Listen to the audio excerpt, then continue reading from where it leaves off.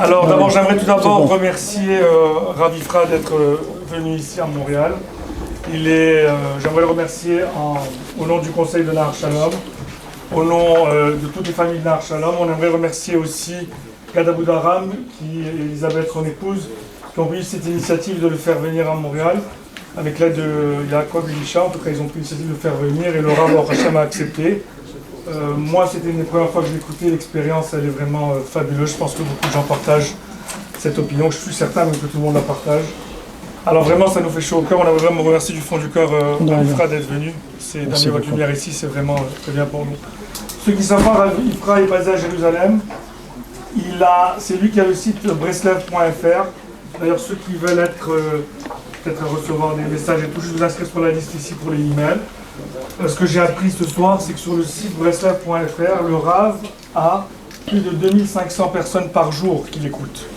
C'est du trafic dans l'internet, ça. Je veux dire, à n'importe quel niveau, là. C'est quelque chose d'extraordinaire. Alors, sans plus tarder, on va laisser le Rav Ifra débuter son cours. Et voilà, s'il vous plaît, juste mettre vos portables sous silence, ça sera apprécié.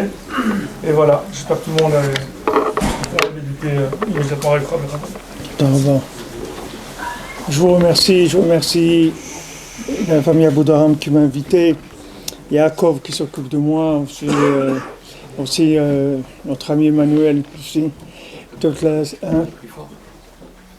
Je vais parler plus fort. Le volume il va monter en parlant. Bezrat Hashem aussi, je remercie pour l'accueil en général à Montréal qui a été vraiment très chaleureux et vraiment on s'occupe bien de moi, j'ai rien à dire, ma femme elle n'a pas de plainte, elle m'appelle, elle voit que Baruch Hashem c'est un accueil extraordinaire. J'ai eu la chance de passer Shabbat ici aussi, on a passé des bons moments, Baruch Hashem.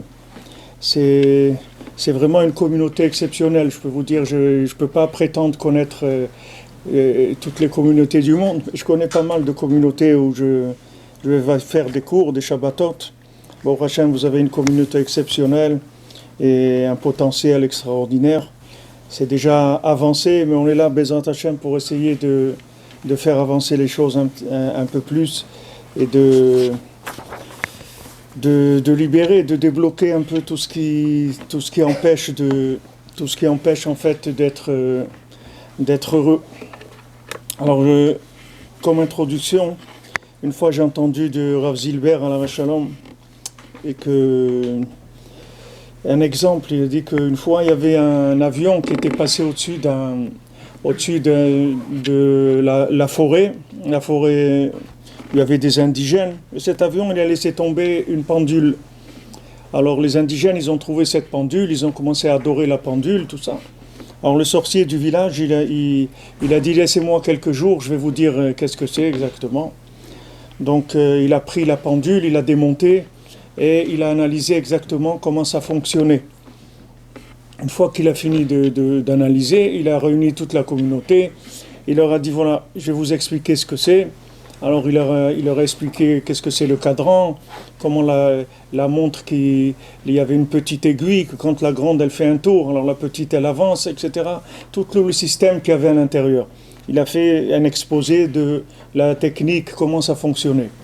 Alors quand il a fini son exposition, alors il y a quelqu'un qui a demandé, il dit « J'ai une question à vous demander, à quoi ça sert la montre ?»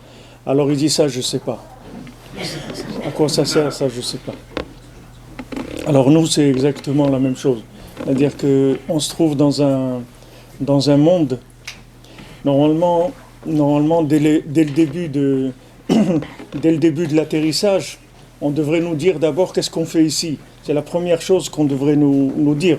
Parce qu'avant qu'on se lance dans l'analyse de la vie et chacun de trouver plus ou moins sa place ici, il faut d'abord savoir qu'est-ce qu'on fait ici. Si on ne sait pas ce qu'on fait ici, déjà depuis le départ, on risque d'aller dans des chemins qui ne sont pas tout à fait adaptés à notre venue sur Terre.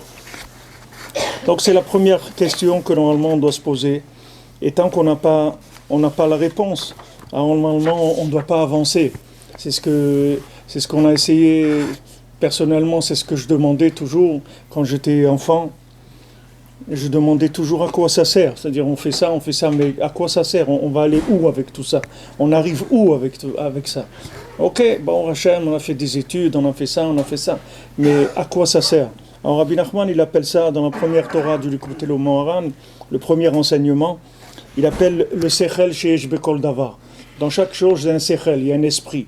Ce qui est important dans la montre, c'est pas de savoir tellement comment elle marche, c'est surtout d'en tirer l'esprit, c'est-à-dire d'avoir un profit du fonctionnement de la montre, qu'elle nous sert à nous donner l'heure. C'est surtout ça qui est important. Maintenant, d'être un spécialiste en horlogerie, c'est pas tout le monde qui est spécialisé dans l'horlogerie, et on n'a pas besoin d'être tellement spécialisé dans l'horlogerie. Ce qu'on a besoin surtout, c'est l'utilisation de la montre. Maintenant, Kadosh Baruch Hu, il nous a donné, Baruch Hashem, la Torah. Akadosh Baruch Hu a créé le monde avec la Torah. Tout ce qu'il y a dans le monde, ça a été créé par les lettres de la Torah. Et notre but, on est venu sur terre pour se connecter à Dieu avec l'intermédiaire de la Torah et de tous les éléments qui sont mis à notre disposition dans notre vie. Donc chaque élément qui vient à nous, il est pour nous permettre une connexion à Hachem. C'est pour ça qu'on vit là où on vit, c'est pour ça qu'on fait ce qu'on fait, c'est pour ça qu'on se marie, c'est pour ça qu'on a des enfants, c'est pour ça qu'on travaille. Tout ce qu'on fait dans notre vie, ça a un but. Il n'y a rien qui est fait pour la chose elle-même. Chaque chose, elle est là pour nous amener à une connexion avec Hachem. Cette connexion avec Hachem, comme toute connexion, on a besoin d'être à un niveau qui nous convient. Chacun, il a un niveau de connexion avec Hachem. C'est pour ça qu'on ne peut pas donner à chacun des choses trop techniques. On doit donner des enseignements généraux, et chacun après, quand il va chercher dans cet enseignement général, il arrivera à la technique qui lui correspond à lui exactement. Alors Hachem, quand il a donné la Torah au Israël, c'était un grand changement dans l'humanité. C'est-à-dire, avant qu'il y ait le Ham Israël dans le monde, il y avait des chercheurs comme Avraham Avinu, Yitzhak, Yaakov, tout. Avant qu'il y ait le Matan Torah, il y avait des chercheurs. Mais la plupart des gens sur terre, ils ne cherchaient pas. Les gens, ils consommaient, c'est tout. Ils ne cherchaient pas ce qu'ils étaient venus faire sur terre. Et il y avait des grands chercheurs qu'eux, ils ont cherché, mais la Torah, elle n'était pas encore révélée. Donc, il y avait déjà... la Torah, elle se trouve dans le monde, puisque tout le monde a été créé par la Torah. Et quand on a affaire à quoi que ce soit sur terre, c'est une expression de la Torah à travers la matière pour nous permettre de nous connecter à l'infini. C'est le but de la création. Le but de la création, c'est de connaître Hachem à travers le monde matériel, pouvoir se connecter à l'infini. Et plus quelqu'un il sera connecté à l'infini dans ce monde, et plus dans le monde futur, il aura une approche plus grande d'Hachem. C'est écrit que les anges, ils demandent dans les mondes supérieurs, les anges, ils demandent au Ham Israël comment c'est quand on s'approche d'Hachem. Comment vous voyez Hachem? Pourquoi? Parce que les Bnei Israël, de fait qu'ils sont passés dans ce monde et qu'ils ont cherché Hachem dans la matière, ils sont arrivés à un niveau de récipient pour pouvoir capter l'infini qui est beaucoup plus haut que les anges. Donc dans le monde supérieur, ce sont les anges qui demandent des renseignements au Ham Israël. Comment le Ham Israël il voit Hachem? Alors notre but sur terre, c'est celui-là, c'est tout, il n'y en a pas d'autre. C'est dommage pour ceux qui cherchaient autre chose, mais il n'y a pas. C'est-à-dire on est venu là que pour ça, c'est tout. Tout le reste, c'est que de l'emballage, c'est tout. Ça va, tout ça s'en va. Il y a rien, il va rester que ça, c'est tout. Combien quelqu'un il a trouvé Hachem dans sa vie, c'est tout. C'est ça qui va rester d'une personne. Il n'y a rien d'autre. Il n'y a rien d'autre. Même si quelqu'un il a fait du bien, il a fait tout ce qu'il a fait comme bien, pourquoi il l'a fait? Pourquoi il l'a fait ce bien-là? Quel est le but? Si c'est quelqu'un, il a ouvert même Médecins sans frontières, il a soigné des gens, etc. Pourquoi il fait ça? Pourquoi il fait ça? Si c'est fait parce qu'il y a une recherche d'Hachem à travers ça, il n'y a pas de problème. Mais si c'est pour une autre raison, alors c'est un circuit fermé, ça tourne en rond et ça mène nulle part. Donc dans toute chose, là où on se trouve, il y a une ligne conductrice qui amène à Hachem. Il n'y a aucun endroit, il n'y a aucune situation dans laquelle quelqu'un se trouve et il ne peut pas se mettre en contact avec Hachem. Ça, c'est la base de l'enseignement de la Torah en général, mais la base de l'enseignement de Rabbi Nachman. C'est-à-dire que Rabbi Nachman, ce qu'il est venu ce qui est venu amener dans le monde comme façon de voir la Torah, la Avodat Hashem, le service d'Hachem, c'est que c'est pas à moi de me déstabiliser pour chercher à me rapprocher d'Hachem. Je ne dois pas me déstabiliser. Là où je me trouve, je dois trouver la connexion. C'est très important que la connexion, elle se fasse là où je me trouve. Parce que si maintenant, je me déstabilise pour servir Hachem ou pour être religieux ou autre, ça ne sert à rien, parce que si ce n'est pas moi, ça ne sert à rien. Je vais vivre une vie de quelqu'un d'autre. Moi, ce que je veux, c'est la connexion là où je me trouve. Quelqu'un, par exemple, il aime le football, il n'y a pas de problème. S'il va au bout du football, il va trouver Akadosh Baruch Hu. Et s'il ne le trouve pas, c'est qu'au milieu du match, il s'est arrêté, c'est tout. C'est-à-dire, il y a un moment où c'est arrêté. Mais parce que ce qu'il a envie dans le football, c'est quelque chose que si on va au bout de ça, on va trouver. Ma mère, elle est à Shalom, elle m'a toujours éduqué comme ça. Elle m'a dit, regarde mon fils, moi je ne vais pas te dire quoi faire de ta vie. Tu fais ce que tu veux. Une seule chose je te demande, c'est ce que tu veux, va jusqu'au bout, c'est tout. C'est tout ce que je te demande. Fais ce que tu veux, je ne te dirai pas quoi faire. Mais ce que tu décides de faire, va jusqu'au bout, c'est tout. Parce que quelqu'un, n'importe où où il se trouve, qu'il se trouve dans le travail, qu'il se trouve dans le sport, qu'il se trouve dans la littérature, n'importe où quelqu'un se trouve, il suffit qu'il soit honnête et qu'il aille jusqu'au bout, il va trouver le lien avec Akadosh Baruch Hu. Parce que c'est l'origine de toute chose. Donc quand quelqu'un il dit « j'ai pas trouvé Hachem », c'est uniquement parce qu'il n'a pas été au bout, ou bien il s'est décalé par rapport à ce qu'il est. C'est-à-dire, les gens ils pensent souvent que quand ils découvrent la Torah, alors il faut être quelqu'un d'autre pour pouvoir être religieux. Il n'y a pas besoin d'être quelqu'un d'autre. Il faut d'abord rester ce qu'on est, et là où on est, il faut se connecter. Et la connexion va nous faire évoluer. C'est la connexion qui va nous faire évoluer. C'est pas le changement. Comme je vous ai dit Shabbat, il ne faut pas changer les choses. Il faut les faire évoluer. Il faut faire des mises à jour. Il ne faut pas changer. C'est pas changer, il n'y a rien à changer. Il y a juste à faire des mises à jour permanentes, c'est tout. Et là où on se trouve, on est capable de se connecter. C'est la base de la création du monde. Chacun, il a en lui une âme. Cette âme-là, elle est capable d'aller à l'infini. David Ameller, quand il était berger, une fois, il y a un lion qui a attaqué son troupeau. Alors David Ameller, il s'est battu avec le lion et il a tué le lion. Alors quand il a fini, il a réfléchi, il s'est dit, mais comment moi, j'ai pu me battre avec un lion? Comment j'ai pu tuer un lion? Alors il a réalisé que la force qu'il avait, c'était la force d'Hachem qu'il avait en lui. Alors quand on lui a dit, tu vas te battre contre Goliath, il a dit, il n'y a pas de problème, j'y vais. Parce qu'il savait il avait compris que c'est plus lui qui fait, c'est Hachem qui fait. C'est-à-dire que maintenant, dans notre vie, on a une base. Cette base-là, cette base spirituelle, cette base d'énergie qu'on a, c'est une base de fonctionnement seulement.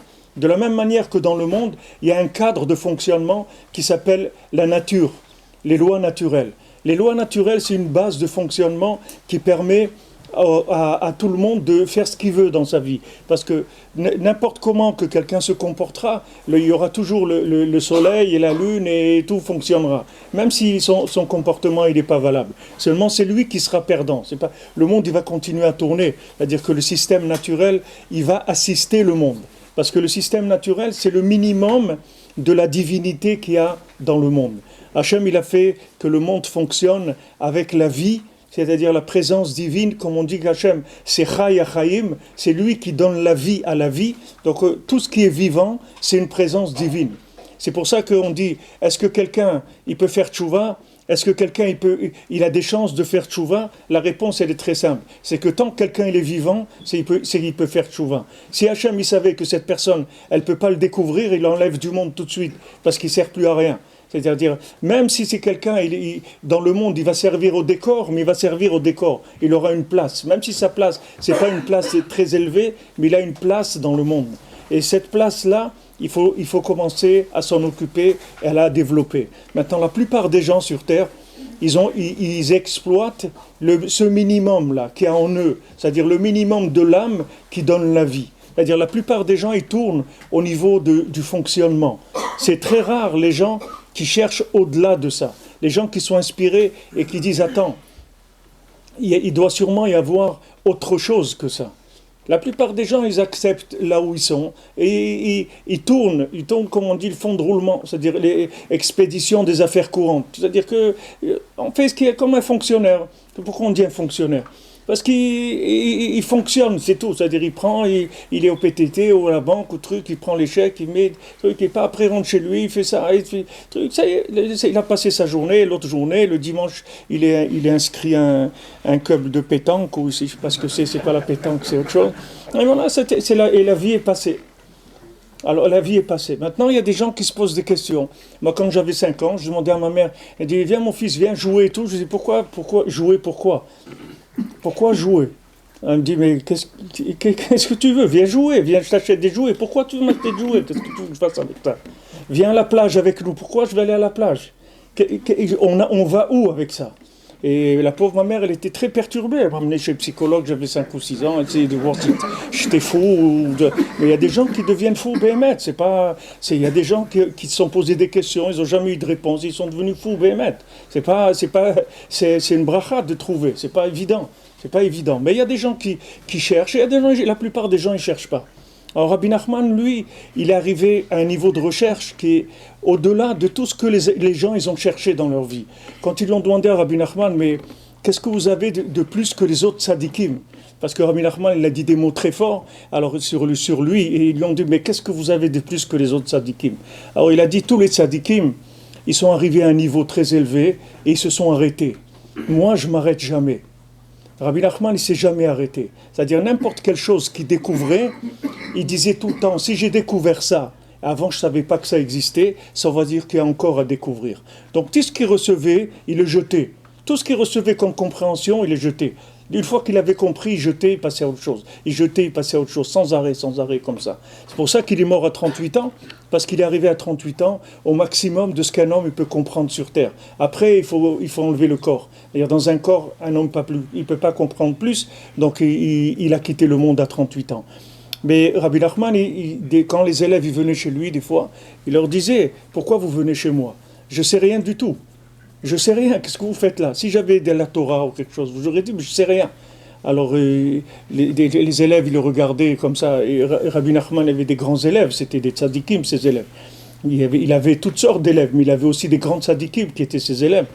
Alors, une fois, Rabbi Nachman, il a dit à son élève, Rabbi Nathan, je peux te jurer sur le Shabbat Kodesh que je ne sais rien du tout. Je peux te jurer que je sais rien du tout. Alors maintenant, qu'est-ce qui nous empêche d'apprendre dans la vie? Qu'est-ce qui nous empêche d'avancer, de découvrir et d'apprendre? C'est ce qu'on sait, c'est tout. L'ennemi d'apprendre, c'est le savoir, c'est tout. Les gens, ils cherchent à savoir pour s'arrêter. Et il y a des chercheurs, c'est pas beaucoup de gens qui sont des chercheurs. Dans la médecine ou dans les trucs, il y a des gens, toute leur vie, ils cherchent. C'est tout, ils n'exercent pas la médecine, ils cherchent, c'est tout. À découvrir des choses. Il dit, viens travailler, il dit, non, j'ai pas le temps de travailler, je suis trop intéressé à découvrir des nouveaux médicaments, des nouvelles choses. S'il n'y avait pas ça, qu'est-ce qu'on aurait fait? On aurait utilisé les médicaments d'il y a 5 siècles, qu'est-ce qu'on aurait fait? Il y a des gens qui cherchent, qui découvrent sans arrêt. Alors maintenant, Rabbi Nachman, il dit, qu'est-ce que c'est un vieux? Rabbi Nachman, il a dit, c'est interdit d'être vieux. C'est interdit. Ça veut dire que c'est pas d'être vieux dans l'âge, ça veut dire c'est vieux dans la tête. C'est-à-dire c'est un comportement, la vieillesse. Il y a des gens, ils ont 18 ans, ils sont vieux. C'est pas l'âge. Qu'est-ce que c'est un vieux? La Torah indique, qu'est-ce que c'est un zaken? C'est zekana chokhma. C'est quelqu'un qui a acquis la connaissance. C'est-à-dire, il dit, je sais. Alors c'est une blague que je dis tout le temps, je dis au Maroc tout le temps, je parlais avec des gens, ils disaient je sais. C'est-à-dire dès que vous parlez avec lui, il sait tout. Vous lui dites voilà, mais ça, il dit je sais. Il dit mais comment tu sais? Je viens d'écouter maintenant, ça n'existait pas. Non, je sais. Alors ça c'est la définition de la vieillesse, c'est-à-dire quelqu'un qui sait. Rabbi Nachman, ce qu'il nous apprend d'abord, c'est qu'on ne sait pas. Et il a dit, mon enseignement, c'est un enseignement très élevé, en connaissance, mais l'anti-connaissance qu'il y a dans mon enseignement, il est plus grand que la connaissance. C'est-à-dire que c'est une connaissance qui fait qu'on se rend compte qu'on ne sait pas. Et ça, c'est un moteur pour avancer dans la vie. Alors maintenant, nous, on a une base. Ça, c'est notre base de départ. C'est le capital que Hachem il nous donne à chacun. Chacun, il a une âme qui est une base, qui est basique. Cette âme-là, elle peut passer dans le monde, comme on dit, incognito, faire ce qu'elle a pu faire, et c'est tout. Et maintenant, si quelqu'un il peut connecter cette âme aux parties supérieures de son âme qui sont dans les mondes supérieurs. Et à ce moment-là, il va être alimenté par une énergie qui vient des éléments supérieurs de son âme. Et à ce moment-là, il reçoit un moteur qui va l'amener dans sa vie à vivre une autre vie complètement. Et une fois qu'il va goûter à ça, alors il va commencer à comprendre comment il marche le système. Et après, il va faire comme David Ameller. Au début, il s'est battu avec un lion. Après, il va se battre avec Goliath. Après, il va devenir roi. Après, il ne va pas s'arrêter. Parce qu'il sait que c'est plus lui. Une fois que vous avez compris que vous avez quelque chose à l'intérieur d'infini, vous n'avez plus de limites dans votre vie. Il n'y a plus de limites. Les limites, c'est juste les limites du moment, c'est tout. Mais il n'y a pas de limites. Vous n'avez plus de limites. Vous pouvez aller au maximum de ce que vous pouvez imaginer. Vous aurez les limites toujours de votre cerveau, c'est tout. C'est que votre cerveau qui va vous limiter. Ou des fois les gens autour de vous et tout, qui vont vous dire « ça suffit, arrête, calme-toi, où tu veux, qu'est-ce que tu veux, sois comme tout le monde ». Ils vont vous dire beaucoup de paroles comme ça pour essayer de bloquer les gens. Parce que souvent, les gens ne supportent pas, des gens qui remettent tout en question, ils ne les supportent pas. Mais la vie qu'on a en nous, elle est infinie. Il faut savoir que nos capacités, elles sont infinies. Personne ne peut dire « moi, je peux pas ». Ça n'existe pas, je peux pas. Ça n'existe pas, je peux pas. Tu peux pas comme tu es maintenant. Mais si tu veux, et tu demandes à Kadosh Baruch Hu, tu vas alimenter ton âme, tu vas voir que tu vas pouvoir. Tu vas voir que tu vas pouvoir. Parce que le pouvoir, à Malchut, on dit Shel Cha'i, le pouvoir, il appartient à Hachem. Il n'appartient pas à l'homme. L'homme, il a un mini-pouvoir qui vient d'Hachem aussi, qui s'appelle dans les secrets de la Torah, s'appelle Yichud Chitzon, c'est-à-dire c'est le fonctionnement. C'est-à-dire Hachem, il met le minimum du fonctionnement. Comme si vous achetez quelque chose, des fois ils vous disent, voilà, cette voiture, elle est pas chère du tout. Après, vous dites, vous venez pour l'acheter, tu dis, mais attendez, vous voulez les options. Après, il vous dit, les roues, elles sont en option. Les sièges, ils sont en option. Il dit, alors que c'est quoi la voiture que vous vendez? Il dit, non, la voiture, c'est juste le volant et l'autoradio et trucs, mais tout le reste, il faut l'acheter. Alors, il dit, vous voulez les options, vous voulez pas. Quand vous prenez les options, vous trouvez que ça coûte 3 fois le prix que de la publicité. Alors, Hachem, c'est la même chose, il nous a mis en nous un minimum. Le reste, c'est en option. Si vous voulez, vous pouvez. Si vous ne voulez pas, vous ne vous rendrez même pas compte de ce que vous auriez pu être. Et Rabbi Nachman, à la fin de sa vie, il a dit, si j'avais su qu'est-ce qu'Hachem, il allait me donner dans ma vie, ce qu'il allait faire de moi, tout ce que j'ai fait dans ma vie, je l'aurais fait en 1 heure. Il a dit. Tout ce que j'ai fait dans toute ma vie en 1 heure, je l'aurais fait. Ça veut dire quoi? Ça veut dire qu'il serait arrivé à un tel niveau de conscience que cette conscience-là, elle aurait permis de décupler le temps. Parce que Rabbi Nachman, il dit que le temps, il n'existe pas. C'est-à-dire le temps, c'est pas quelque chose de matériel. Le temps, c'est quelque chose d'élastique. C'est pas quelque chose de matériel. C'est-à-dire qu'il y a des gens qu'en 1 heure, ils vont faire quelque chose. Il y a des gens, ça va leur prendre 3 heures. Il y a des gens que ça va prendre 5 minutes. Il y a des gens que ça leur prend une vie de comprendre quelque chose. Et il y a des gens que ça va leur prendre 1 jour. Et ils ont compris. Le temps, c'est pas quelque chose qui est la même chose pour tout le monde. Chacun, il a son temps, à lui. Par exemple, Rabbi Nachman, il dit, il y a quelqu'un, il rêve d'une vie entière avec des choses, etc. Et quand on mesure de l'extérieur, ce rêve, il n'a même pas duré quelques secondes. Quelques secondes du temps. Et dans quelques secondes, il a vu beaucoup, beaucoup de choses. Pourquoi? Parce que quand quelqu'un il dort, alors il a la conscience qui est très, très faible. Donc il a l'impression qu'il a vécu, qu'il a été, qu'il a fait. Et tout ça, on lui dit, c'est quelques secondes. La Torah, elle nous dit, Avraham, Zaken ba bayamim. C'est-à-dire, Avraham, il était âgé dans les jours. C'est-à-dire, qu'est-ce qu'il dit? Qu'il avait des jours qui étaient complets. C'est-à-dire que ces jours, c'était des vrais jours. Il y a des gens quand après 120 ans, ils arrivent, on leur dit, bon, vous avez vécu 10 ans, qu'est-ce que vous avez fait? Il dit, non, attendez, j'ai pas vécu 10 ans, j'ai vécu 105 ans. Il dit, non, on voit pas que vous avez vécu 105 ans, on voit que vous avez vécu 10 ans. Parce que maintenant, ce qu'il a fait en 105 ans, c'est ce qu'il aurait dû faire en 10 ans, normalement. Mais il a étalé sur une vie entière, parce qu'il a tourné au ralenti. Pourquoi il a tourné au ralenti? Parce qu'il s'est mis dans un système de compréhension. C'est-à-dire il a voulu comprendre des choses. Et pour terminer, comme Esav il dit à Yaakov, Yaakov il lui dit vends-moi le droit d'aînesse. Qu'est-ce que c'est le droit d'aînesse? Le droit d'aînesse, la Torah elle dit qu'un aîné il a le droit à 2 parts d'héritage.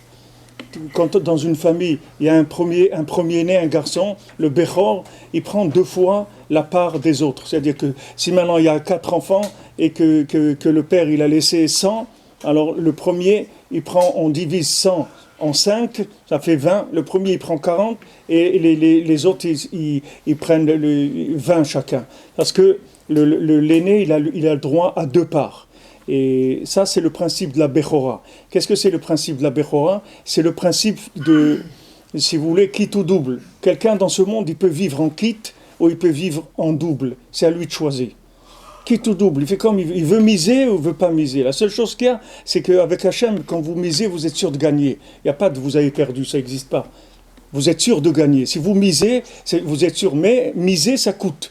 Parce que quand on se remet en question, on investit ce qu'on a, c'est difficile. Parce qu'on aime bien profiter de ce qu'on a, c'est-à-dire d'être quelque chose. Et maintenant, d'être tout le temps en recherche, ça donne l'impression qu'on n'a pas le temps tellement d'être, parce qu'on est tout le temps en devenir. C'est un petit peu difficile. C'est quelque chose mais quand on goûte à ce qu'il y a là-dedans, alors on s'habitue à réinvestir sans arrêt. Si vous trouvez quelque chose qui rapporte sans arrêt 2 fois ce que vous avez mis, vous n'allez pas vous arrêter d'investir. Parce que vous dites, attends, ça rapporte, on grandit sans arrêt. Ça, c'est le fonctionnement d'un juif sur terre. C'est ça, Pishnaim. C'est-à-dire que maintenant, il a demandé Yaakov à Esav, vends-moi la Bechora. Vends-moi ce principe-là de doubler la mise dans ce monde. C'est-à-dire que de ne pas voir que la chose comme elle est, mais à travers cette chose-là, de savoir que je peux devenir quelque chose d'autre. Alors, Esav, il a dit, moi, qu'est-ce que tu veux que je fasse avec ça? Moi, j'ai rien à faire avec ça. Moi, ce qui m'intéresse, c'est ce monde ici. Moi, l'autre monde, il m'intéresse pas. Moi, ce qui m'intéresse, c'est ici. Alors, les Chachamim nous disent que quand il a accepté de vendre le droit d'aînesse, il a été coffert dans Olam Haba. Il a dit, ça n'existe pas, le Olam Haba. Et que ce monde, il est là, comme des gens ils disent souvent, d'abord laisse-moi faire ce que j'ai à faire ici, vivre et tout, et l'autre, quand ça viendra le moment, on verra bien. Il y a beaucoup de gens qui ont cette théorie-là dans la tête. Ils disent, on profite de ce qu'il y a ici, et c'est pas la peine de chercher autre chose. Mais les Maasé, ce monde-là, il est... Pourquoi Hachem, il nous appelle Béni Bechori Israël? Pourquoi il nous appelle le premier-né? Pourquoi on est le premier-né? Parce qu'on est le premier-né d'Hachem, ça veut dire qu'on est un peuple qui est capable de se remettre en question sans arrêt. On est capable de se renouveler. Vous voyez la force d'adaptation qu'on a. Voilà, vous êtes arrivé ici à Montréal, chacun, il est arrivé je sais pas, dans les années 60 ou autre, il est arrivé ici, bon, Hachem, au bout de quelques temps, des synagogues, des trucs, ça y est, tout de suite, ça devient un petit Eretz Israël, il y a tout, les écoles, tout ça. Pourquoi? Parce qu'on n'a pas de problème pour s'adapter. Pourquoi? Parce que c'est le monde qui nous appartient. C'est pas nous qui appartenons au monde.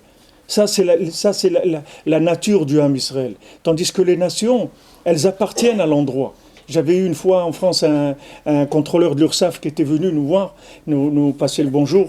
Et alors, ils avaient parlé, il nous a dit, vous avez une force, les Juifs. Il dit, nous, on ne peut pas faire ce que vous pouvez. Je crois qu'elle venait de Bretagne. Elle dit, moi, je travaille ici, mais je ne peux pas, je vais être obligé de retourner. Parce que je ne peux pas vivre dans un... Ça, c'est dans le même pays, d'un département à un autre, d'une région à une autre. C'est-à-dire, la personne, elle vient de Bretagne, elle se trouve en Savoie, ne peut pas vivre. Parce que toute la cuisine, les trucs, tout est différent, c'est impossible de vivre pour soi. Parce que ils sont dépendants de l'endroit. Leur vie, elle est liée à l'endroit. Nous, notre vie, elle n'est pas liée à l'endroit. Nous, on fait l'endroit. Nous, on vient quelque part, on fabrique l'endroit, selon ce qu'on a envie. Vous allez voir un Marocain, il va venir à Montréal, il va faire pousser de la menthe. Et c'est tout. Même s'il fait moins 20, et vous allez voir qu'il va y avoir de la menthe. Parce que c'est lui qui fait l'endroit. C'est pas, ce qu'il veut, là où il vient, il le fait. Il n'y a pas de problème. Ça, cette force, il faut savoir qu'on a cette force-là. Ça, c'est une réalité, tout le monde le sait. Mais maintenant, cette force, il faut l'appliquer dans d'autres choses. C'est-à-dire dépasser ce qu'on nous propose dans le monde. Sachez que le mode de vie qui est proposé par les nations dans lesquelles on est en galoute, c'est un mode de vie qui est une camisole pour nous.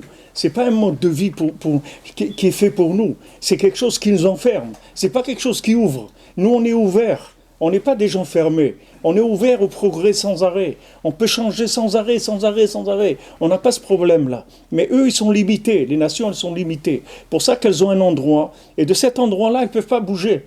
parce qu'elles ont tous leurs repères, etc. Nous, il n'y a pas de problème. Là où on va, on met les repères. On recrée des repères. C'est pas un problème pour nous. Et ces repères-là, on va les enlever, on va mettre d'autres après, sans arrêt. On peut vivre comme ça. Pourquoi ? Parce qu'on a une âme qui est connectée à une dimension qui est infinie. Donc cette âme-là, c'est pas ce que vous voyez. Quand vous voyez quelqu'un, il ne faut pas voir ce qu'il est. Il faut que vous ayez la émouna de ce qu'il peut devenir, pas de ce qu'il est maintenant. Mais ça peut marcher que si vous-même, vous avez confiance en vous et que vous sachez que vous pouvez arriver vous aussi.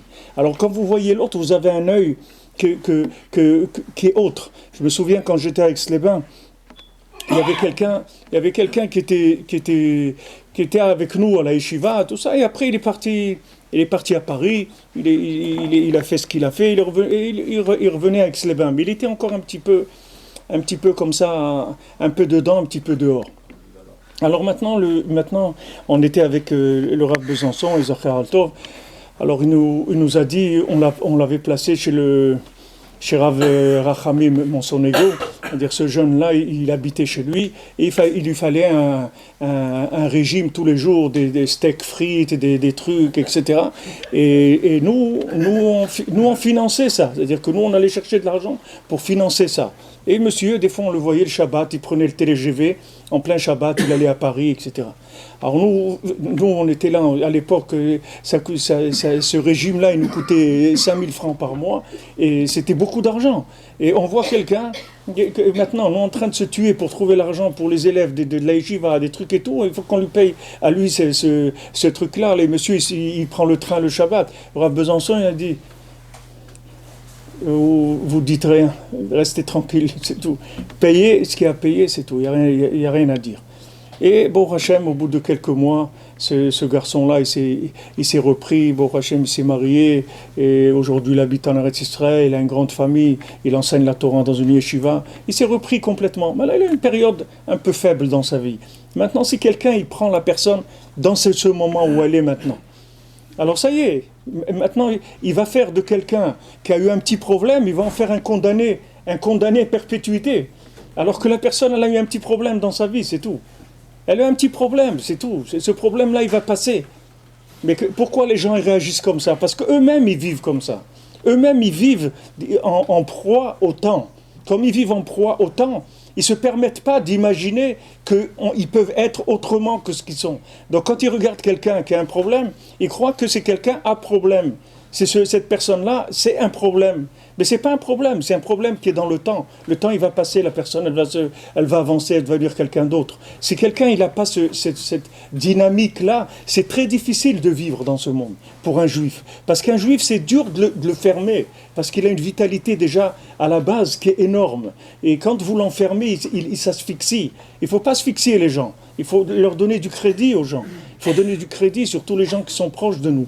Même si quelqu'un il a des problèmes avec son conjoint, de comportement, des nerfs, des trucs et tout, il faut savoir que tout ça, ça va passer. Tout ça, ça va passer. Ce sont des choses qui sont toutes momentanées. Et qu'il faut accréditer l'individu, parce que l'individu, il a une âme divine en lui. C'est pas lui que vous accréditez comme vous le voyez, c'est l'âme qui est en lui. Et cette âme-là, elle peut recevoir une information ou une énergie qui va la changer complètement. Ça va devenir quelqu'un d'autre complètement. Mamache quelqu'un d'autre, vous n'allez même pas le reconnaître. Pourquoi ? Parce qu'il y a un surplus d'énergie qui est arrivé. Et nous, on est tous conçus comme ça. Déjà, il faut le savoir. Il faut être mouda, c'est-à-dire savoir ça, c'est-à-dire d'avoir les bases de la création, de savoir qu'on est construit comme ça. Et ensuite, il faut des outils de développement pour faire le développement, pour faire, comme ils disent aujourd'hui, optimiser. C'est-à-dire, il faut optimiser, il faut s'optimiser en permanence. Maintenant, Rabbi Nachman, il dit que pour s'optimiser, il faut être optimiste. C'est-à-dire, si vous voulez vous optimiser, il faut être optimiste. Il ne faut pas être négatif. Si vous êtes négatif, le côté négatif, c'est ce qui bloque tout dans le monde. C'est-à-dire que tout le blocage de l'humanité, il provient du manque de joie, dit Rabbi Nachman. Que si maintenant les gens, ils étaient optimistes, ils seraient tout de suite optimisés. Tout de suite. Dès que quelqu'un est optimiste, il s'optimise tout de suite. C'est-à-dire qu'il va arriver tout de suite à donner le maximum de lui-même. Tandis que quand il est triste, Il n'y a plus rien qui marche. On a étudié cette semaine avec les membres du centre Breslev. Il dit Rabbi Nachman, il dit même si maintenant quelqu'un il veut progresser et il est triste parce qu'il voudrait progresser, il dit ça vaut rien. Il vaut mieux ne pas vouloir progresser et être joyeux. Parce que quelqu'un qui est triste, c'est terminé. Il est déconnecté, c'est ce qui déconnecte. C'est ce qui coupe le réseau. Il y a des zones où les réseaux ne captent pas. Et sachez qu'il y a des brouilleurs d'ondes, il y a des brouilleurs de réseau. Le brouilleur de réseau, c'est la tristesse. La tristesse, ça coupe les réseaux. C'est-à-dire, ça coupe la connexion avec Dieu et la personne, elle se trouve isolée, seule, limitée et elle commence à vieillir, vraiment à vieillir. C'est-à-dire vieillir parce qu'elle va tourner avec ce qu'elle a, et même ce qu'elle a, ça va commencer à pourrir aussi. C'est pas rester comme c'est. Même ce qu'elle a, la tristesse, ça pourrit même ce que la personne elle a déjà. Donc Rabbi Nachman, il nous avertit, il nous dit que la tristesse, c'est un poison. C'est un poison. Ne croyez jamais que d'être triste, c'est quelque chose de bien. Des fois, le Yetzirah, il vous fait croire que d'être triste, alors c'est bien, c'est comme quelqu'un, il a bonne conscience, c'est-à-dire d'être triste parce qu'il dit au moins j'ai fait des choses et tout, je suis triste. Il n'y a pas à être triste. Même Tisha B'Av, on ne doit pas être triste. Même quand on est endeuillé sur le Khorban du Beth Amikdash, on ne doit pas être triste. Parce que le Khorban du Beth Amikdash, c'est Hachem qui a décidé comme ça. Et la fin de cette chose-là, elle sera bien. Même quand quelqu'un de proche il est décédé, on n'a pas le droit d'être triste. Pour ça que le Shulchan Aruch, il nous dit qu'on n'a pas le droit de s'endeuiller plus que la Torah elle nous dit. Parce que quelqu'un qui s'endeuille plus, il rentre dans c'est de la kfira après, c'est de l'hérésie après. On n'a pas le droit, parce que, sauf, comme il dit Rabbi Nachman, l'autre monde, il est beaucoup mieux que celui-là. Donc, nous, on s'endeuille parce qu'on aime la personne, on aimerait qu'elle reste avec nous. Mais l'autre monde, il est mieux que celui-là. Rabbi Nachman, il était une fois, il voyait des gens pleurer derrière quelqu'un qui était décédé. Il dit, vous savez pourquoi ils pleurent? Parce qu'ils disent, tu as de la chance, tu es parti, tu nous as laissés dans la mélasse ici où on est. Toi, tu es chanceux, tu es déjà parti chez Hachem et tout. Et tu nous laisses ici dans les problèmes, etc. C'est-à-dire que toute chose, il faut la placer dans son contexte. Et il n'y a aucune raison d'être triste. Il n'y a aucune raison d'être triste. La tristesse, ça vient de la stagnation. C'est-à-dire que l'individu qui stagne, alors il est triste. Les nations, elles sont tristes. Le seul peuple joyeux qu'il y a dans le monde, c'est le Ham Israël. Parce que nous, on a ce moteur, c'est-à-dire on a cette connexion avec l'infini. C'est pour ça qu'on est joyeux, parce on est toujours alimenté en énergie nouvelle. C'est pour ça qu'on est joyeux. Mais si quelqu'un il rentre dans la tristesse, pour n'importe quelle raison, il n'y a aucune chose dans le monde qui justifie la tristesse. Rien. Il n'y a rien. Vous pouvez dire, ouais, mais je suis triste parce que. Il n'y a pas de parce que. Triste, c'est interdit, c'est tout. C'est une interdiction de la Torah, c'est l'interdiction qui est la plus grande interdiction de la Torah. C'est la plus grande interdiction qu'il y a dans la Torah, puisque maintenant, le plus grand Avera, Hashem Ishmor, c'est quelqu'un qui se suicide, c'est la plus grande Avera qui est dans la Torah. Pourquoi c'est la plus grande Avera? Parce que quelqu'un qui est arrivé à un niveau de désespoir comme ça, c'est le plus grand Avera qui existe. Parce que ça veut dire qu'il pense que Hachem, il ne peut pas l'aider, ou ce qu'il est en train de vivre, ça ne vient pas d'Hachem, et il ne peut pas supporter sa vie, etc. Donc ça, c'est la tristesse, elle peut amener des choses terribles. Et Rabbi Nachman, il dit que toutes les maladies, elles viennent de la tristesse. Toutes les maladies, elles proviennent de la tristesse, et tous les médicaments, ils sont dans la joie. Parce que la joie, c'est la connexion avec la vie. Quand quelqu'un il est triste, il se déconnecte de la vie. Donc il a les membres en lui qui sont les plus fragiles, les parties de son corps les plus fragiles, elles commencent à être déalimentées en vitalité, c'est ça qui rend malade.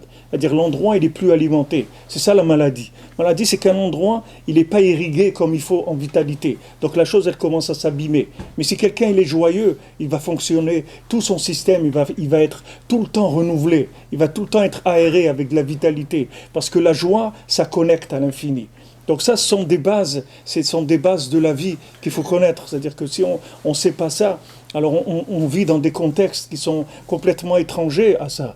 Parce que les autres nations, elles n'ont pas cette chose-là. Et les autres nations, elles sont tristes et on n'a pas tellement de possibilités de les rendre joyeuses. Parce que la véritable joie, c'est de pouvoir être connecté au monde futur. Parce que ce monde-là, ce n'est pas un monde de joie. Même quand il y a des joies, Rabbi Nachman il dit, même quand quelqu'un il a de la parnassa, ou quelqu'un il s'est marié, on ne parle pas de la joie d'avoir de la réussite. C'est pas une joie de la réussite, parce que la joie de la réussite, c'est une satisfaction qui vient d'une action de ce monde. On parle d'une joie qui vient de la connexion.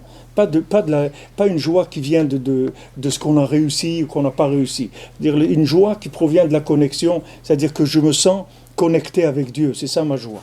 La source de ma joie, c'est ça. C'est-à-dire que je suis connecté à un autre monde. Et ça amène tout la bracha dans tout ce qu'on fait, etc. Alors maintenant, Esav, lui, il n'a pas voulu.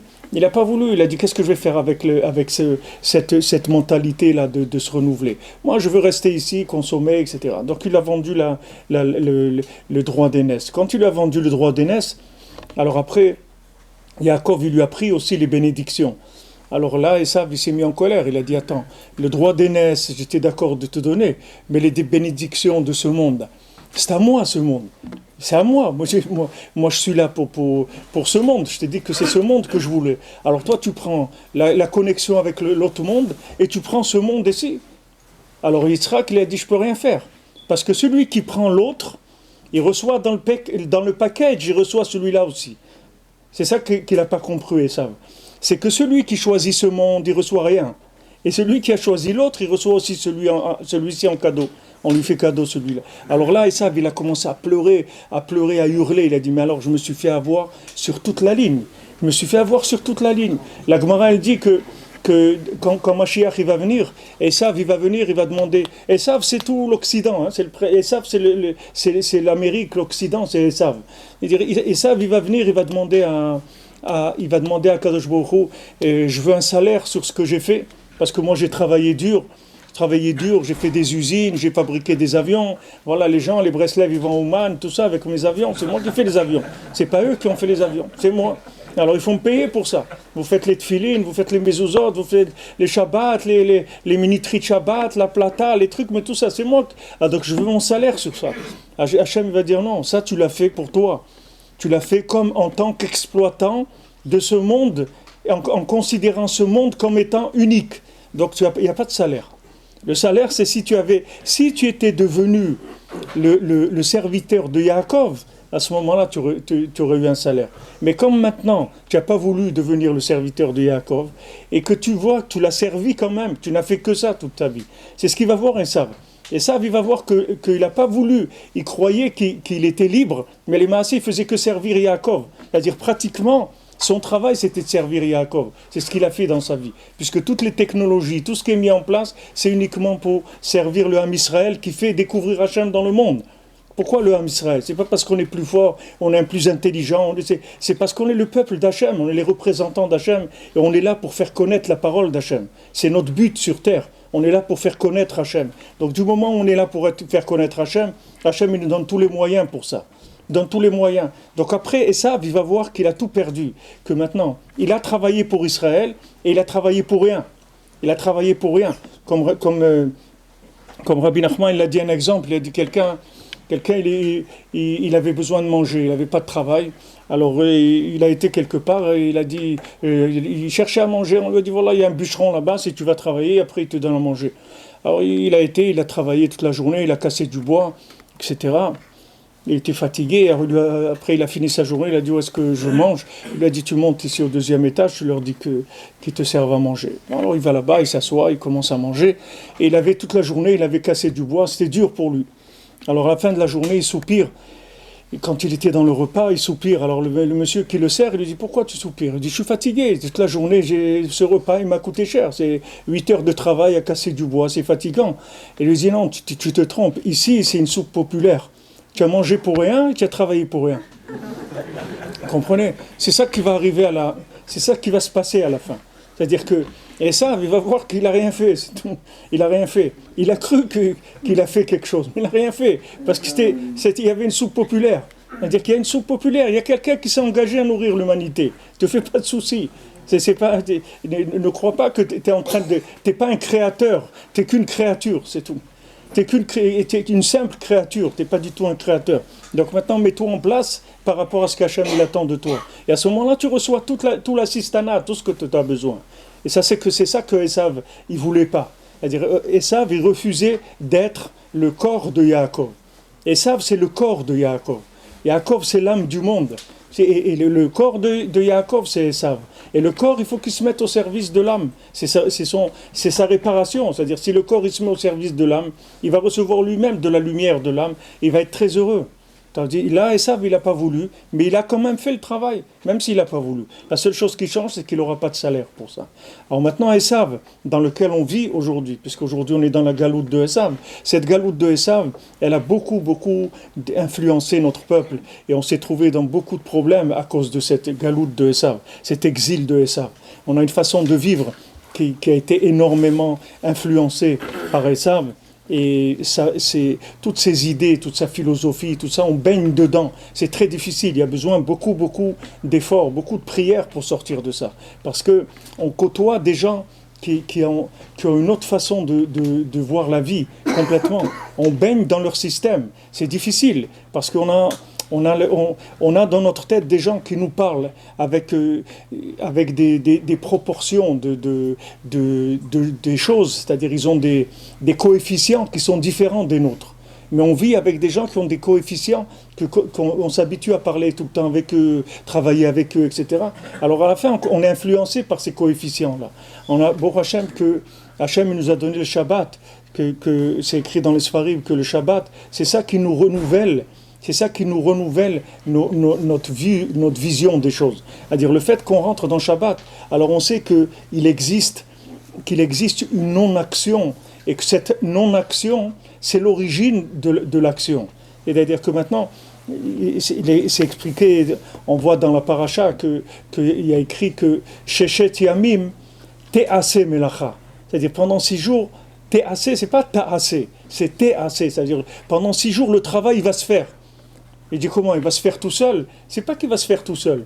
C'est que le fait que maintenant tu es rentré dans Shabbat, que tu as fait la connexion, alors dans ton travail, tu vas faire très peu. Tu vas pas t'investir dans le travail comme quelqu'un qui est déconnecté. Tu vas t'investir dans ton travail comme quelqu'un qui est connecté, qui a déjà reçu la bracha le Shabbat. Maintenant, quand il rentre dans sa semaine, c'est juste la bracha qui va descendre dans ses actes, c'est tout. Il va faire quelques actes et il va avoir la bracha dans ce qu'il fait. C'est pour ça que la bénédiction, elle vient de la non-action, elle vient pas de l'action. Parce que celui qui croit que la bénédiction, elle vient de l'action, c'est Esav. Lui, Esav, il croit que quand on fait, alors on réussit. Et si on ne fait pas, alors on ne réussit pas. Et si on fait moins, alors on réussit moins. C'est pas vrai. Il faut faire, parce que ne pas faire, c'est un niveau de connexion auquel on n'est pas. Et d'ailleurs, nous, en tant que... Bon, Hachem, nous, on nous a mis sur les rails depuis quand on était Bachour à la Yeshiva et tout. Notre Rav, il ne voulait pas entendre parler d'étudier toute la journée, des trucs. Il dit, tu vas travailler minimum 8 heures par jour. Il n'y a pas un truc de... Tu veux étudier, quand tu finis de travailler, il reste 16 heures dans la journée.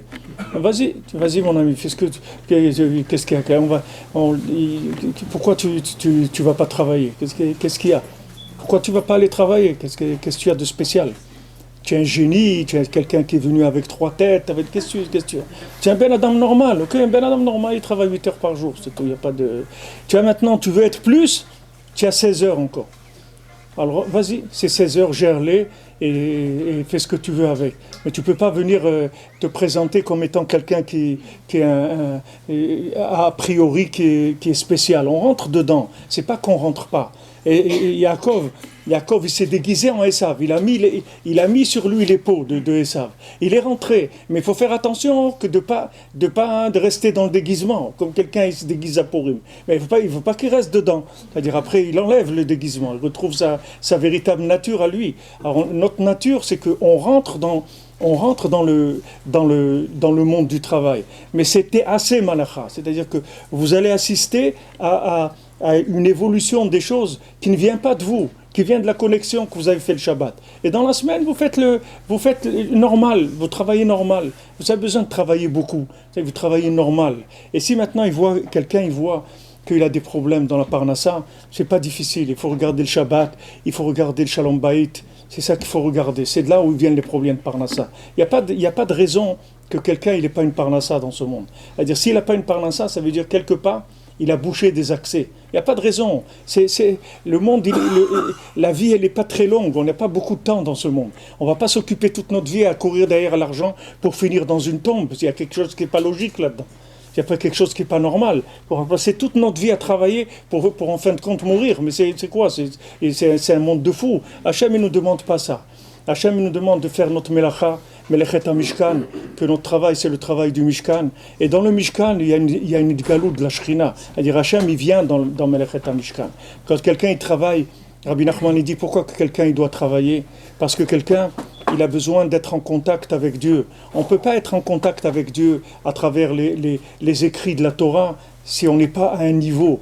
D'être en contact avec Dieu à travers les textes de la Torah, c'est un très grand niveau. Je parle maintenant d'être en contact, ça veut dire d'être en contact réel. Je ne parle pas d'apprendre de la théorie, ça c'est rien du tout d'apprendre de la théorie. Je parle d'être en contact avec Dieu à travers les textes de la Torah. C'est-à-dire que dans les mots de la Torah, je trouve les chemins de ma vie et je me connecte à Dieu à travers la Torah. Alors ça, il y a très peu de gens qui peuvent arriver à ça. Il y a 1 sur 10 000 qui peut arriver à ça. Seulement, nous, on a besoin de travailler. Maintenant, dans mon travail, les raisons pour lesquelles je travaille, c'est pour rencontrer Hachem dans mon travail. Parce que je vais être beaucoup plus... C'est un langage qui est adapté à moi. C'est-à-dire, quand je vais travailler, je vais voir une bracha, je vais voir qu'Hachem il m'a permis de faire une affaire, de rencontrer telle personne. Tout ça, c'est des manifestations d'Hachem que je ne pourrais pas trouver dans les textes de la Torah parce que je ne suis pas au niveau de connexion avec la Torah. Alors, je vais me connecter à travers les 39 travaux. Maintenant, si j'arrive dans ma vie à être connecté après à un autre niveau de Torah, ça viendra. Mais d'abord, je dois commencer par le Mishkan. Hachem lui-même, il a donné la Torah. Quand il a vu qu'après le matin de Torah, on a été faire le veau d'or, alors Hachem, il s'est dit, il y a un problème. Il y a un problème, je leur donne la Torah et ils vont continuer à faire des bêtises. Il y a quelque chose qui ne marche pas. Ça veut dire qu'ils n'ont pas compris le message de la Torah. Ils ne l'ont pas intégré. Donc je vais leur faire le Mishkan. Le Mishkan, c'est les 39 travaux du Mishkan. Dans les 39 travaux du Mishkan, on a pu avoir un contact avec Hachem dans le travail, c'est-à-dire dans l'action de ce monde.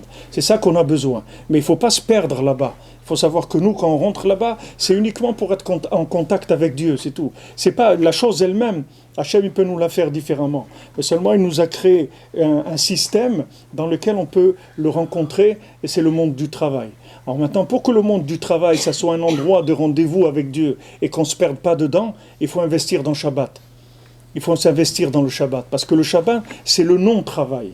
C'est les 39 travaux, ils sont interdits. Pour ça que c'est écrit que dans la paracha que la construction du Mishkan, elle peut pas être doré Shabbat. C'est-à-dire, on ne peut pas construire le Mishkan le Shabbat. C'est interdit. Pourquoi? Parce que le Shabbat, il est au-dessus des 39 travaux.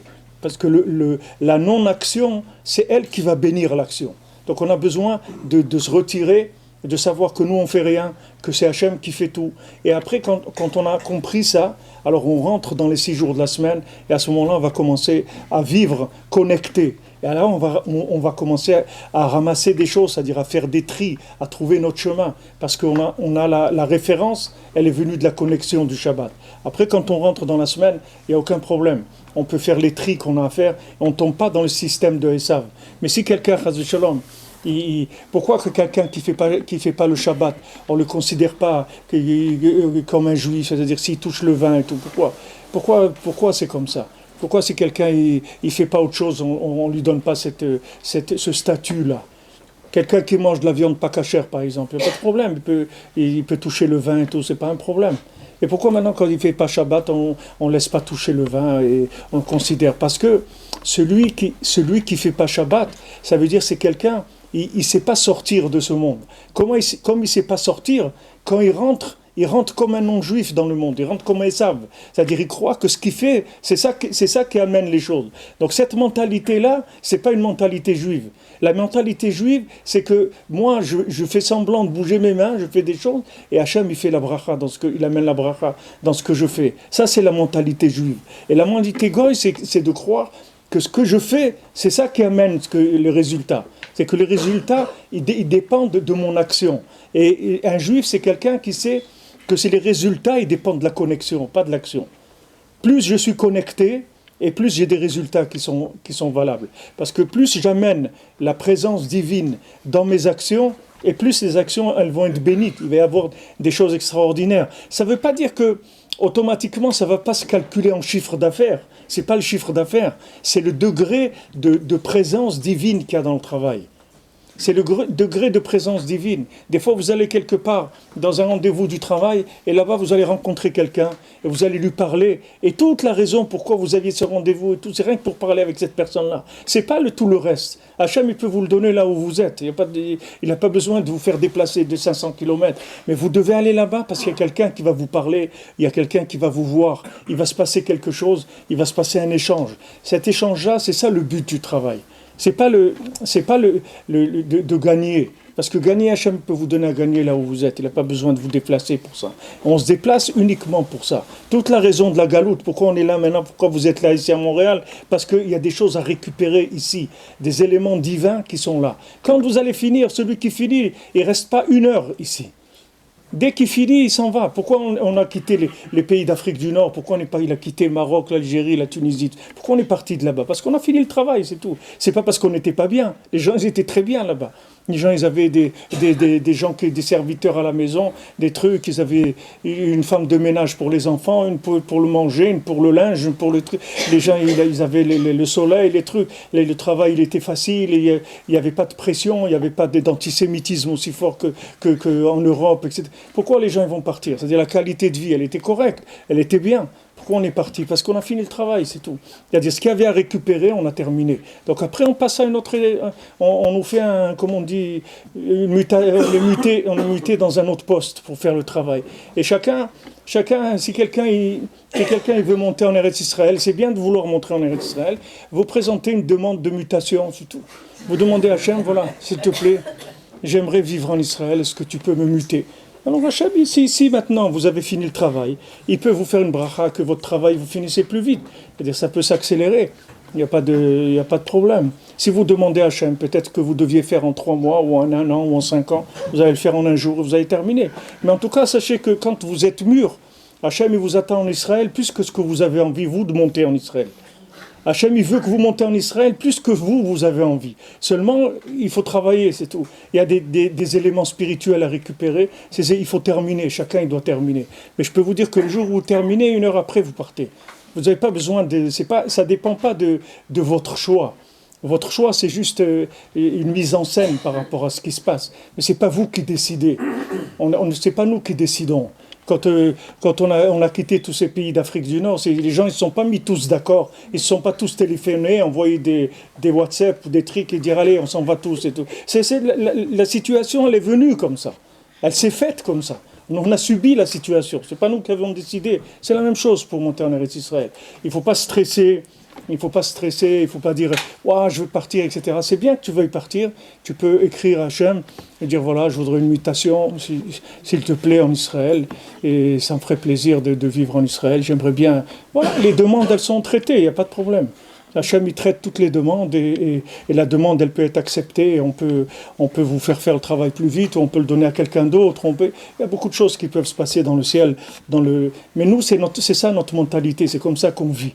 On ne vit pas avec le principe de Esav, de cause à effet. Cause à effet, ce n'est pas nous. Nous, la cause et l'effet, ça n'a aucun rapport. Ça n'a aucun rapport pour nous. On peut travailler et que d'après nous, ça ne marche pas. On peut ne pas travailler, ça marche. Il n'y a pas de rapport entre cause à effet. Nous, on est là pour révéler Dieu. Et c'est ça notre salaire dans le monde. Et là où on doit révéler Dieu. Et les épreuves qu'on va avoir, c'est des épreuves révéler Dieu ou ne pas révéler Dieu, c'est tout. Et dans notre travail, on va avoir beaucoup d'épreuves comme ça. Il y a des gens, ils n'osent pas dans leur travail, comme vous avez vu en France. Il y en a qui disent qu'il faut enlever la kippa, d'autres qui disent... les juifs, ils disent qu'il faut enlever la kippa. Les goïms, ils disent qu'il faut mettre la kippa. Alors, on ne sait plus où on est. Et on dit, mais attends, mais c'est le monde à l'envers. C'est quoi ça? C'est-à-dire, les goïms, ils se mettent à mettre la kippa parce qu'ils disent, non, il ne faut surtout pas enlever la kippa. Et les juifs, ils disent, mais il faut enlever la kippa, c'est dangereux, etc. On ne sait pas exactement ce qu'il faut faire. C'est difficile. Parce que c'est vrai, quelqu'un, il sort et tout, il a peur. C'est normal, on ne va pas obliger les gens, nous-mêmes, à Jérusalem. On a peur d'aller au Kotel et tout, on va en voiture et tout. on a peur. Il se passe des choses. On ne va pas dire qu'on est quoi. On est des êtres humains. On doit faire attention, c'est tout. Quand on sait qu'il y a du danger, on doit faire attention. C'est-à-dire, il y a des valeurs qui sont des valeurs de ce monde, qui sont des valeurs simples. On doit les respecter. C'est comme la nature, on doit respecter la nature. Notre nature, on doit la respecter, on doit manger, on doit dormir, on doit faire ce qu'il y a à faire. Parce qu'on respecte les lois naturelles. C'est le minimum du respect de la vie. Alors dans notre vie aussi, tous nos choix, ils doivent être par rapport à un respect d'un certain niveau de vie. On est obligé de fonctionner comme ça. Mais on ne croit pas dans les lois de la logique des lois naturelles. Ça, c'est pas notre. Nous, on est dans la Emouna. C'est tout. Nous, on croit dans Hachem. Nous, on croit dans la connexion avec Hachem. Et ce qu'on cherche dans tout ce qu'on fait, c'est la connexion, c'est tout. C'est ça qui nous intéresse. Dès qu'on trouve la connexion, il y a la bénédiction, tout de suite qui vient. Parce que dès qu'il y a connexion, Hachem, lui, ce qu'il veut, c'est se révéler dans ce monde. Alors nous, il nous donne le minimum pour pouvoir se révéler. C'est-à-dire pour pouvoir comprendre qu'il faut le chercher pour le révéler plus. Et si on le cherche, alors Bezat Hachem, il n'y a pas de problème. C'est-à-dire, si on cherche, Hachem, il veut se montrer à nous beaucoup plus que ce que nous, on le cherche. Hachem, il veut se montrer au monde. Une fois, il y avait un petit enfant, ils étaient en train de jouer à cache-cache. Il y avait un petit enfant qui pleurait. Alors il y avait un rave là-bas, il a vu l'enfant pleurer, il lui a dit « Pourquoi tu pleures ?» Il dit « Je pleure parce qu'on joue à cache-cache et ils ne me cherchent pas. » C'est-à-dire, mes amis, ils ne me cherchent pas. Alors le Rav, lui-même, il a commencé à pleurer. Il a dit, regarde Hachem, les gens, ils ne te cherchent pas. Toi, tu joues à cache-cache avec nous et les gens, ils ne te cherchent pas. Les gens, ils ont perdu le fait qu'il faut chercher Hachem. Et ça, c'est la galoute qui nous fait ça. C'est l'exil qui fait ça. L'exil, c'est ce qui nous a le plus fait de mal dans l'exil, c'est ça. C'est de croire qu'on fonctionne par un système de cause à effet. Nous, on doit sortir de ce principe-là. Maintenant, plus on s'investit dans Shabbat, plus on va sortir de ça. La mentalité du Shabbat, c'est de détruire ce principe-là. C'est-à-dire que quand on rentre dans la semaine, Sheshet Yamim, Te'ase Melacha, le travail il se fait de par lui-même. Toi, juste, tu pousses un petit peu, c'est tout. Mais c'est pas toi qui fais. Rachid dit qu'il y a une obligation d'enseigner un métier, d'apprendre un métier à ses enfants. Rachid dit, les olam, Parachi, la Gemara, elle dit ça. Le Talmud dit, les olam, ilmad adam, lebno melacha, nekia ou kala. Il doit apprendre un métier à son fils, un métier propre et facile. Il y a une obligation, quand on doit apprendre à nager, on doit apprendre un métier à nos enfants. Alors Rachid dit, c'est quoi melacha, nekia ou kala? C'est broderie. Il dit en français, Rachid, broderie. C'est ça qu'il faut apprendre. Il faut apprendre à son enfant que le travail, c'est une broderie. C'est pas la chose elle-même. C'est-à-dire, c'est une attitude de... Qu'est-ce que c'est broderie? Quand on dit quelqu'un, il brode. Qu'est-ce que ça veut dire qu'il brode? Ça veut dire qu'il est en train de comme on dit, de faire de la décoration. Il décore. Mais c'est pas la chose elle-même. Il décore, c'est tout, pour que ça soit bien présenté, etc. C'est ça le travail. Le monde du travail, c'est de la broderie, c'est tout. C'est-à-dire, il ne faut pas rentrer dedans en croyant que ce que je vais faire, c'est ça qui va faire réussir. Maintenant, c'est très difficile parce que le travail, il faut le faire sérieusement. Il faut le faire très sérieusement. Mais il faut faire très sérieusement en sachant que c'est pas ça qui va me donner le résultat. Que je le fais très sérieusement, ça c'est pour révéler Hachem dans le monde en faisant mon travail sérieusement. Parce que quand la Melechet HaMishkan, elle doit être bien faite. Et le travail, il faut qu'il soit bien fait. C'est pas maintenant que cette attitude, ça ne doit pas être une attitude de quelqu'un qui va faire les choses à peu près. On ne parle pas du tout d'à peu près. On parle de faire les choses très très bien. Il faut que ça soit très bien fait. Mais seulement on fait très bien, mais on sait que c'est pas ça qui a un lien avec le résultat. Le résultat, il ne dépend pas de ça. Je fais bien mon travail parce que c'est comme ça qu'Hachem il veut. Pour se révéler dans le monde, il a besoin que je fasse bien mon travail. Et quand je fais bien mon travail, je montre qu'il y a Hachem dans le monde.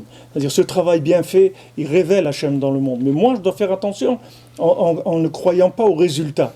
C'est-à-dire, je peux avoir très bien fait mon travail et que les résultats que j'attends ne sont pas ce que je pensais, ou bien ils peuvent être au-dessus ou en dessous. Ça n'a pas de rapport. Mais moi, je dois faire bien mon travail. C'est-à-dire de rentrer dans le monde du travail et très bien le faire, mon travail. C'est pas cette attitude d'émouna, elle ne doit pas donner de la paresse ou du laisser-aller ou de l'à peu près, pas du tout. C'est-à-dire qu'on doit bien faire le travail, mais il faut faire attention de ne pas tout mettre là-dedans. Il faut faire attention de ne pas mettre sa neshama là-dedans. Il faut mettre, comme David Amelech dit, Yagata kapecha kitochal, tu vas fatiguer tes mains et tu vas manger. On ne peut pas mettre la neshama dans le travail. Il y a des gens, dans le travail, se réalisent dans leur travail. Ils disent, voilà, je travaille pour me réaliser. Non, on ne travaille pas pour se réaliser dans notre travail. On se travaille parce que c'est un moyen de communication avec Hachem dans notre travail. Ce n'est pas nous réaliser. Ce n'est pas le métier lui-même. Le métier, c'est juste un prétexte pour le contact, c'est tout. Parce que le métier de chacun, en hébreu, on appelle Umanout. Le métier, c'est Umanout. Umanout, c'est la chaîne Emouna. Il y a dedans main aussi. Dans Emouna, il y a le mot main, ça vient de mot Umanout en hébreu. C'est-à-dire, la Umanout, c'est le métier de chacun. C'est-à-dire, c'est là où va y trouver la Emouna, le contact avec Hachem. C'est pour ça qu'on travaille, c'est pas pour autre chose. C'est-à-dire, il n'y a pas d'autre raison de travailler. Hachem, il pourrait nous donner tout ce qu'on a besoin sans travailler, mais seulement on n'est pas au niveau de relation avec Hachem à travers les textes de la Torah. C'est-à-dire, les textes de la Torah, ils restent assez théoriques par rapport à notre vie. Donc on n'arrive pas tellement à faire que les textes nous dirigent pratiquement, personnellement, c'est-à-dire qu'on se sent personnellement concerné par le texte, que le texte il s'adresse à nous et il nous donne des indications précises par rapport à notre vie, à nous aujourd'hui, au moment où on vit. Ça c'est un niveau, le niveau de contact avec Hachem à travers les textes de la Torah. Mais dans le monde du travail, on est au niveau. C'est-à-dire, dans les 39 travaux, on peut être en contact avec Hachem. Donc, on a besoin d'avoir un métier qui nous plaît aussi. C'est-à-dire, parce que le fait que le métier nous attire, c'est une forme de langage avec Hachem. C'est pour ça qu'on est attiré par un métier. Pour quelqu'un, il aime faire architecte, ou l'autre plombier, ou l'autre. Pourquoi il est attiré par ce métier? Parce que c'est son langage. C'est dans ce langage-là qu'il va trouver le rapport avec Hachem. Ça, c'est le principe simple, basique de la création du monde. C'est-à-dire, c'est juste pour savoir qu'est-ce qu'on fait là, c'est tout.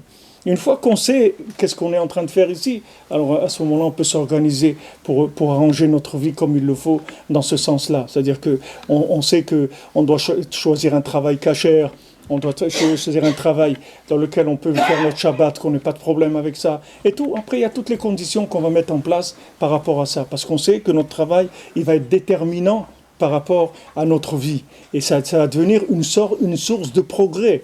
Parce que chaque fois que dans mon travail, je vais avoir un contact avec Hachem, je vais recevoir des informations, ça va me faire avancer, Je vais avancer, découvrir de nouvelles choses. C'est-à-dire, je ne vais pas stagner. Tandis que Esav, lui, il stagne. Parce que lui, il exploite les choses. Au lieu maintenant de rentrer dans le travail pour être en contact avec Dieu, lui rentre dans le travail pour prendre des choses, pour exploiter la chose. Donc il n'y a pas un niveau de stagnation plus grand que ça. Quand quelqu'un il décide de prendre, nous on n'est pas là pour prendre, nous on est là pour avancer. On ne s'arrête pas d'avancer. Jusqu'à Bezrat Hashem, jusqu'à 120 ans, la dernière seconde, quelqu'un il doit avancer. Il ne peut pas stagner. On ne peut pas stagner dans notre vie. Tout ce qu'on nous met autour de nous, c'est pour qu'on puisse avancer. Par des contacts, par des éveils, par des allusions qu'Hachem il nous fait. Il y a des appels sans arrêt. Rabbi Nachman il dit que Hachem, il appelle tout le monde, toute l'humanité sans arrêt. N'importe quel individu, Hachem il l'appelle sans arrêt. Sans arrêt. De mamash sans arrêt. C'est pas une fois par mois. C'est sans arrêt, il y a des appels. Seulement les gens, ils tournent dans un système dans leur tête. Ils ne se rendent pas compte, ils ne sont pas ouverts au dialogue, c'est-à-dire avec Hachem. Si les gens, ils cherchaient la communication avec Hachem, ils verraient que Hachem, il leur parle beaucoup plus que qu'eux, ils parlent avec Hachem. Les gens me disent souvent, ouais, je veux faire la Hitbo des doutes, comme Rabbi Nachman il dit, de parler avec Hachem, mais j'arrive pas à parler avec lui. Alors si maintenant tu l'écoutais d'abord, si tu ouvrais tes oreilles, tu verrais combien Hachem il te parle. Combien Hachem il te parle dans ta tête, combien il te parle dans tes actions, combien il te donne d'indications. Et toi, tu n'entends pas, parce que tu n'as pas cette ouverture-là. Si tu étais à l'écoute, tu verrais qu'Hachem il te parle beaucoup. Et à ce moment-là, ce serait beaucoup plus facile de lui parler, parce que tu entendrais. Ça, c'est valable pour aussi, en général, toute la communication, qu'il faut commencer par écouter si on veut parler. Quelqu'un qui ne sait pas écouter, il ne peut pas parler. Quelqu'un qui est sourd, il est muet. C'est-à-dire qu'on ne peut pas parler avec quelqu'un si on ne l'a pas écouté. C'est impossible. Ça ne s'appelle pas parler, ça s'appelle dire des récitations. Mais parler, ça veut dire qu'il y a un échange. C'est pas possible. Ça, Bezrat Hashem, peut-être qu'on aura le srout de faire un autre cours sur ça, ou maintenant, une autre fois. Mais ce que je voulais vous présenter ici, c'est ce que Rabbi Nachman il amène dans Torah 49, de savoir qu'est-ce qu'on est en train de faire dans ce monde, c'est tout. Parce que si maintenant vous écoutez ce que Esav, comment il présente la vie, elle est vraiment pas intéressante. C'est vraiment pas intéressant. Même quelqu'un qui réussit, ne parlons pas que c'est celui qui réussit pas, mais même celui qui a réussi dans ce monde, il a réussi quoi? Qu'est-ce qu'il a réussi? Il a réussi, qu'est-ce qu'il a fait? Qu'est-ce qu'il a fait? Même si quelqu'un il était champion aux Jeux Olympiques, et il était ça, qu'est-ce qu'il a fait? Alors il a envoyé un javelot, il a envoyé à 300 mètres. Non, Makar.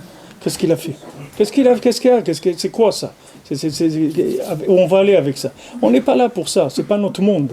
Notre monde, c'est pas celui-là. Nous, on est là, bon, Hachem, chaque minute, elle est importante, chaque jour, il est important.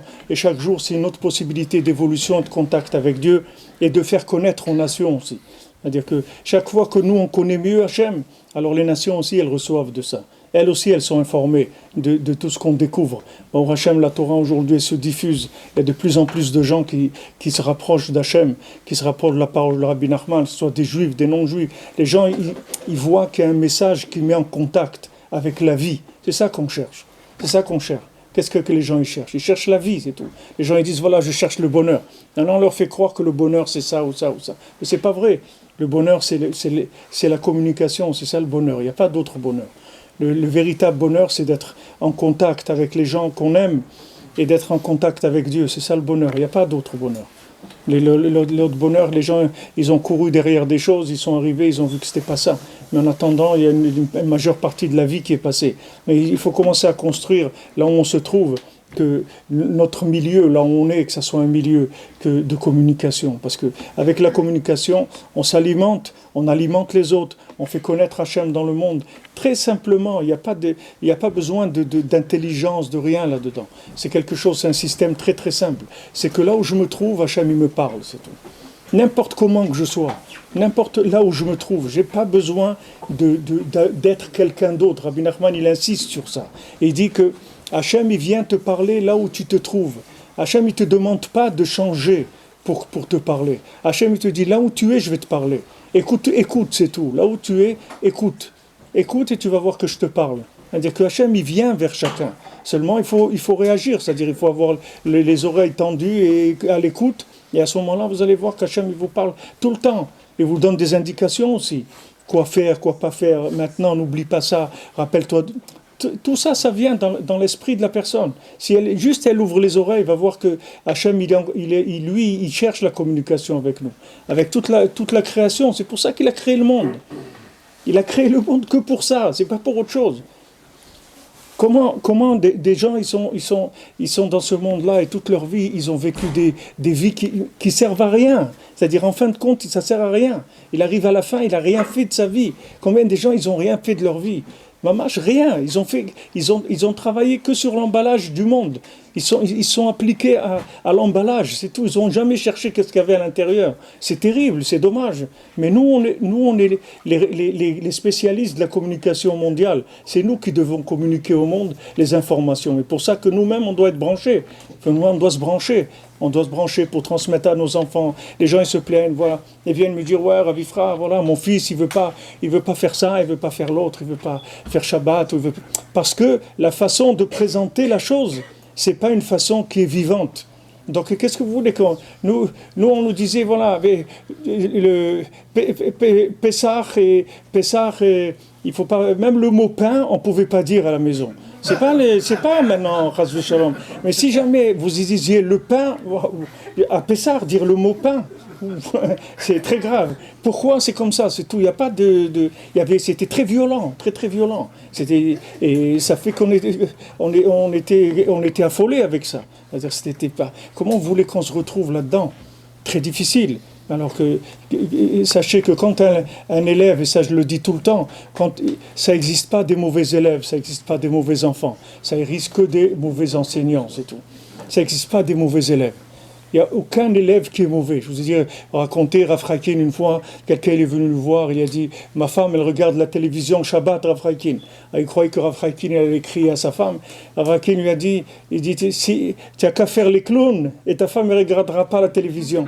C'est tout. C'est-à-dire que maintenant, tu n'as qu'à l'intéresser. Ton fils, tu veux qu'il vienne à la synagogue, il faut que tu l'intéresses, c'est tout. Rends la Torah intéressante. Tu veux la rendre intéressante, fais une Torah de communication. C'est une Torah de communication, si tu veux qu'elle soit intéressante. Si tu veux la transmettre, quand on parle même de transmission, dans le mot transmission, il y a le mot communication, c'est le monde de la communication, la transmission. Comment vous le transmettre à quelqu'un de transmettre comme ça, des onomatopées, des choses toutes finies comme ça, qui n'ont pas de goût, qui n'ont pas de... vous êtes obligé de faire un effort de les adapter aux personnes à qui vous voulez les transmettre, sinon c'est quelque chose qui n'est pas mangeable, c'est pas consommable. C'est uniquement pour ça, parce que les jeunes, au Hachem, ils aiment la Torah. Tout le monde, tous les juifs, ils aiment la Torah. Ça n'existe pas des juifs qui n'aiment pas la Torah. Seulement les gens qui leur ont enseigné, ils n'ont pas su leur faire le marketing qui était adapté au produit, c'est tout. Ils n'ont pas su présenter le produit, alors les gens ils se sont éloignés. Alors Bezrat Hashem, je vous remercie pour votre écoute, votre attention, et je remercie la communauté Bezrat Hashem de cette invitation, d'avoir mis tout en place, et tous ceux qui m'ont aidé ici, qui sont avec moi toute la journée pour mamash me préparer tout ce programme. Et sachez qu'il y a un éveil énorme, et que mamash, vous voyez tous les mails que je reçois tous les jours, il y a un éveil, une recherche énorme. Il y a des gens qui sont perdus dans ce monde, des gens vraiment perdus, terriblement perdus. Il y a des juifs qui sont perdus dans des situations terribles. Et Baruch Hashem, on arrive jusqu'à chez eux, on arrive dans leurs oreilles, dans leur cœur. Il y a une dame à Paris qui est mariée, une juive qui est mariée avec un non-juif. Et elle a découvert les cours sur le site, et Baruch Hashem, avec ces cours-là, elle a changé sa vie. Elle dit qu'elle met les écouteurs la nuit, quand elle se met au lit, elle écoute le shiur tous les jours. Et avec ça, elle a changé sa vie. Baruch Hashem, après, elle a fait la bar mitzvah de son fils, le grand, et elle accompagne ses enfants dans un Talmud Torah qui se trouve à Hamadi, à 140 km de Paris, quelque chose comme ça. Elle fait 140 km aller, 140 km retour pour emmener ses enfants au Talmud Torah le dimanche, mais elle est contente de le faire, etc. Mais ça, c'est des moyens que jamais avant ça aurait été possible. Avant, quelqu'un qui se trouvait dans une situation comme ça, il était perdu, c'est fini. Aujourd'hui, il y a de la communication, Baruch Hashem. Là où on est, Hashem, il peut venir nous chercher.